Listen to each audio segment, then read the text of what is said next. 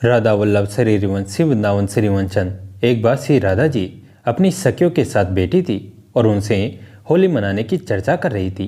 तभी कुछ देर बाद वहाँ कान्हा जी आए। वो भी उनकी वार्तालाप सुनने लगे और बोले कि हम भी तुम्हारे साथ होली खेलेंगे। श्री राधा जी ने कहा, ठीक है, पर यदि आप 3 बार में मेरे मुखमंडल पर रंग ना लगा पाए तो आपके नैनों पर मैं काजल लगाऊंगी। कान्हा जी ने कहा, ठीक है। अगले दिन कान्हा जी होली खेलने की तैयारी करके आए। साथ लाए होली का केसरिया रंग गुलाल। राधा जी भी तैयार थी। पहली बार में कान्हा जी ने दोनों हाथों में केसरिया रंग लिया और राधा जी के चारों ओर घूम रहे हैं। राधा जी भी सचेत थी, वो भी सावधानी से देख रही थी कि कब कान्हा जी रंग फेंकेंगे और मैं उस रंग से कैसे बच जाऊं। कान्हा जी ने सोचा कि आज तो बड़े आराम से ही राधा जी को रंग लगा देंगे। और जैसे ही कान्हा जी ने श्री राधा जी को रंग लगाने की कोशिश की, राधा जी सावधानी थी, वो तुरंत ही पीछे हट गए और अपना मुख कान्हा जी से दूर कर लिया। इधर कान्हा जी रंग लेकर राधा जी को लगाने ही वाले थे, पर राधा जी के पीछे हटने से सारा केसरिया रंग धरती पर गिर गया। सभी बड़े जोर जोर से हंसने लगे। अब दूसरी बार में कान्हा जी ने उनका ही पीला दुपट्टा लिया और उसमें ढेर सारा गुलाल भरकर उस दुपट्टे को झोली बना लिया और उसको फेंकने के लिए घुमाने लगे। राधा जी भी सावधान थी। अब जैसे ही कान्हा जी ने गुलाल से भरी झोली राधा जी की ओर फेंकी, राधा जी तुरंत ही उस स्थान से हटकर सखियों के साथ दूर खड़ी हो गई। अब कान्हा जी को 2 बारी पूर्ण हो चुकी थी। सब गोप ग्वाल और गोपियां भी आनंद मगन होकर ये लीला देख रहे थे। अब तीसरी बारी में के लिए कान्हा जी भी राधा जी को रंग में रंगने के लिए उत्साहित थे। कान्हा जी ने रंग लिया और राधा जी की ओर दौड़ लगा दी। राधा जी भी तैयार थी, उन्होंने भी दौड़ लगाई। राधा जी आगे, कान्हा जी उनके पीछे और इनके पीछे सारे गोप गोपियाँ।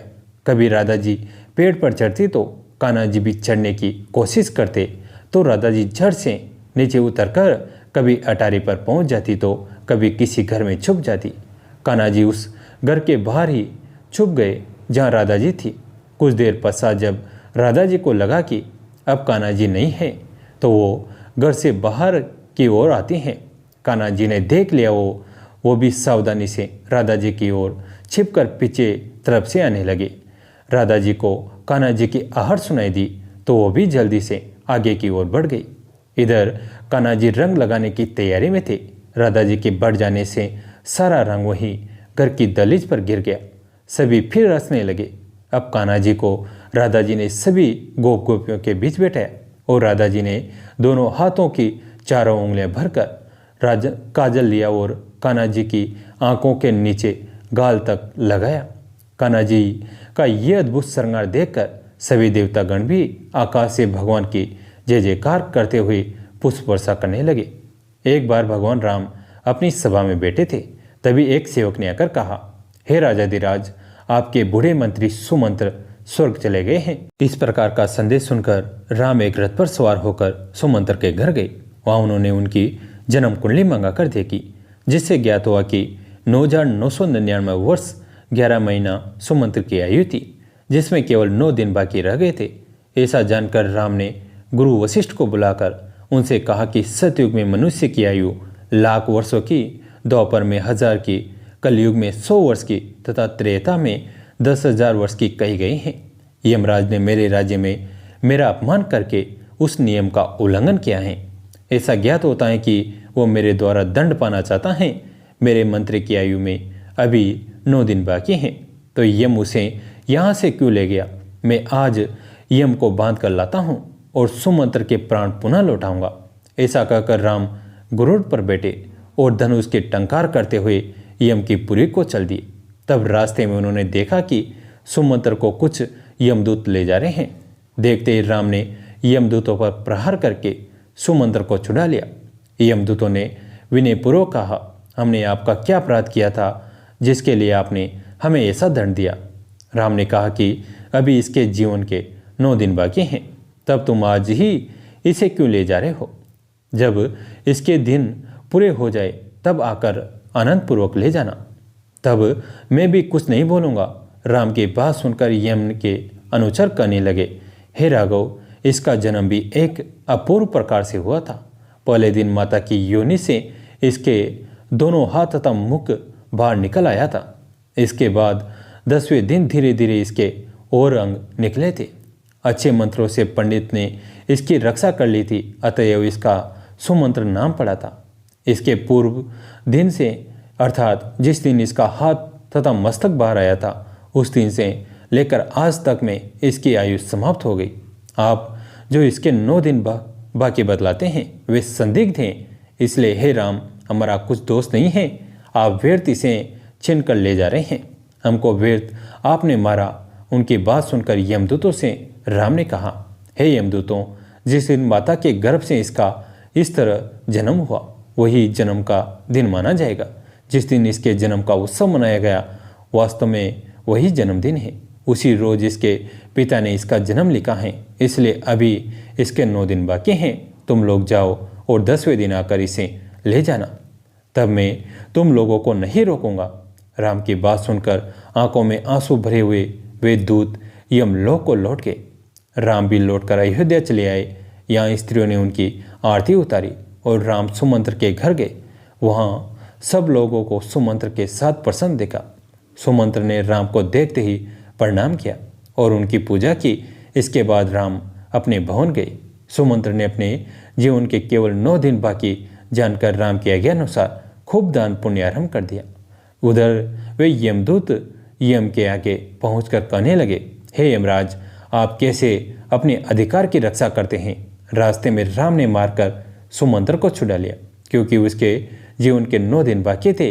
राम वो 9 दिन पूरा कर लेने पर सुमंत्र को जाने देंगे। अब हम लोग जल में डूबकर अपने प्राण दे देंगे। इस प्रकार दूतों की बात सुनकर यमराज क्रोध के मारे लाल हो गए। उन्होंने दूतों से कहा, घबराओ मत, आज ही राम को बांधकर मैं उनकी इस दृष्टा का दंड दूंगा। तुम जाकर सेना तैयार करो, तब तक मैं देवराज इंद्र को सूचित करता हूँ। ऐसा कहकर यमराज तुरंत इंद्र के पास गए, उन्हें सारा हाल सुनाया और सहायता करने की प्रार्थना की। यमराज की बात सुनकर इंद्र ने कहा, यमराज, क्या तुम पागल हो गए हो जो विष्णु भगवान के साथ युद्ध करना चाहते हो? चुपचाप अपनी यमपुरी को लौट जाओ। राम का तुम क्या कर लोगे? उनसे डरकर मैं अपने हाथों से पारिजात और कल्पवृक्ष, इन दोनों देव वृक्षों को उठाकर दे आया था। ऐसा वचन सुनकर यम अग्नि लौट गए। उनसे सहायता मांगी तो अग्नि ने भी वैसा ही उत्तर दिया। इसके बाद वरुण, वायु, कुबेर, ईशान, रवि, चंद्र, बुध, गुरु, शुक्र, शनि, राहु, केतु आदि मंगल लोग गए। यमराज ने सभी से सहायता की प्रार्थना की, किंतु यमराज को सबने इंद्र के समान ही नकारात्मक उत्तर दिया। तब यमराज लौटकर ब्रह्मा जी के पास गए। पाताल में रहने वाले राजाओं तथा सब देव के राजाओं से भी जाकर सहायता की प्रार्थना की, लेकिन उन्होंने भी कहा कि राम के विरुद्ध हम आपकी सहायता नहीं कर पाएंगे। इसके बाद क्रोधाविष्ट होकर यमराज अपनी ही सेना लेकर राम के साथ युद्ध करने अयोध्या चले। उस समय उनके समस्त गण साथ थे और यमराज एक बड़ी भारी भैंसे पर सवार थे। वहां पहुंचकर उन्होंने चारों ओर से उस अयोध्या नगरी को घेर लिया। यमराज से घिरी अयोध्या को देखकर राम ने लव से कहा, तुम यमराज के साथ युद्ध करने के लिए जाओ। युद्ध भूमि में आने के पश्चात लव ने यमराज के साथ महाभयंकर युद्ध प्रारंभ कर दिया। उस समय समस्त देवता अपने विमानों पर आरूढ़ होकर समर क्षेत्र में आए और वह युद्ध देखने लगे। इसके बाद लव ने अपने बाणों की वर्षा से यमराज के भैंसे को घायल कर दिया और वेग के साथ बाण चलाए हुए 100 बाणों की वर्षा से यमराज पर प्रहार किया। तब यमराज ने अतिशय क्रोध होकर लव पर यमदंड छोड़ा। यमदंड को देखकर लव ने ब्रह्मास्त्र चला दिया, जिससे यमदंड लौट पड़ा। तब यमराज वहां से भाग निकले और ब्रह्मास्त्र उनके पीछे पीछे चला। उस ब्रह्मास्त्र को देखकर सूर्य ने समझा कि इससे यम नहीं बच सकता, मेरा बेटा अवश्य पराजित होगा। तब सूर्यदेव स्वयं रथ पर आरूढ़ होकर लव के पास आए और प्रार्थना करने लगे। सूर्य ने कहा, हे पुत्र लव, इस अस्त्र को लौटाकर यम को बचाओ। तुम ही ने इसे चलाया है और तुम ही इसका निवारण भी कर सकते हो। तुम अस्त्र विद्या जानने वालों में सर्वश्रेष्ठ हो। तुम हमारे वंश में उत्पन्न हुए हो और यम भी मेरा ही पुत्र है। क्या अपने ही पूर्वज को यम को तुम मार डालना चाहते हो? सूर्य के प्रार्थना करने पर लव ने अपना ब्रह्मास्त्र वापस कर लिया। इसके बाद लव को आगे करके यमराज के साथ साथ सूर्य रामचंद्र का दर्शन करने के लिए हर्षपूर्वक अयोध्या नगरी में गए। उस समय देवताओं ने अपने बाजे बजाए लव पर फूलों की वर्षा की और अप्सराएं नृत्य करने लगी। विजय बालक लव राम के पास पहुंचा और प्रणाम किया। राम ने सूर्य भगवान का आगमन सुनकर उनकी अगवानी की, प्रणाम किया और हाथ पकड़कर सभा भवन में ले गए। इसके बाद अपने पूर्वज सूर्य को राम ने सिंहासन पर बैठाया और सोपचार से उनकी पूजा की। फिर राम ने सूर्य भगवान से कहा, आप हमारे पूर्वज हैं, अतएव लव ने जो कुछ अपराध किया हो सो क्षमा कीजिए। राम की ऐसी बात सुनकर सूर्य ने भगवान से कहा, हे राम, आप ही ने के नाभिक कमल से ब्रह्मा जी उत्पन्न हुए थे और उनसे मरीचि आदि उत्पन्न हुए। मरीचि से कश्यप और कश्यप से मैं उत्पन्न हुआ, अतएव मैं आपके पुत्र का पुत्र हूँ। हमारे पुत्र यम ने जो अपराध किया हो सो क्षमा करिए। इस प्रकार विनय करके सूर्य ने राम को आसन पर बैठाया और यम से प्रणाम करवाया। इसके बाद समस्त देवता वहाँ पहुँचे। राम ने भी सादर सब देवताओं की पूजा की। इसके बाद राम से आज्ञा लेकर इंद्र ने संग्राम में मरे हुए लोगों पर अमृत की वर्षा की और वान समेत समस्त वीरों को उठाकर खड़ा किया। तदंतर राम ने यमराज से कहा कि जब तक मैं पृथ्वी पर शासन करता रहूं तब तक तुम उन्हीं मनुष्यों को अपने लोक में ले जाओ जिनकी आयु पूर्ण हो गई हो, और किसी को नहीं। राम की बात सुनकर यमराज ने कहा कि ऐसा ही होगा। इसके बाद 10वें दिन सुमंत्र ने राम को प्रणाम करके उनके सामने ही प्राण त्याग दिया।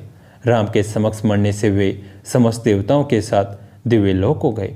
इसके बाद सूर्य भी राम से आज्ञा लेकर यम के साथ लौट गए। राम ने सुमंत्र के पुत्र सुमंतु के हाथों सुमंत्र की क्रिया करवाई और पिता के आसन पर उसी पुत्र को बैठाया। फिर राम ने लक्ष्मण को पृथ्वी तल में इस बात की घोषणा करवा दी कि वे हाथी पर सवार हो तथा सातों द्वीपों में जाकर नगाड़े बजाते हुए राम की आज्ञा सुनाने लगे। उन्होंने कहा, राजा रामचंद्र का आदेश है कि यदि राज्य में कोई मनुष्य बिना आयु पूर्ण हुए ही मरे तो उससे मेरे पास ले आया जाए। कोई मनुष्य अपने नित्य नैमित्तिक कर्मों को न छोड़े। जो लोग दुराचारी हो उन पर कड़ा शासन किया जाए। धर्म कर्म सदा होता रहे। इस प्रकार लव ने यमराज को पराजित करके सिद्ध कर दिया कि राम पुत्र होना कोई साधारण बात नहीं है। कैसी लगी आज की कथा? अगर अच्छी लगी तो इसे अपने दोस्तों के साथ, फैमिली के साथ शेयर करें। कहानी अंत तक सुनने के लिए आप सभी का तहे दिल से धन्यवाद।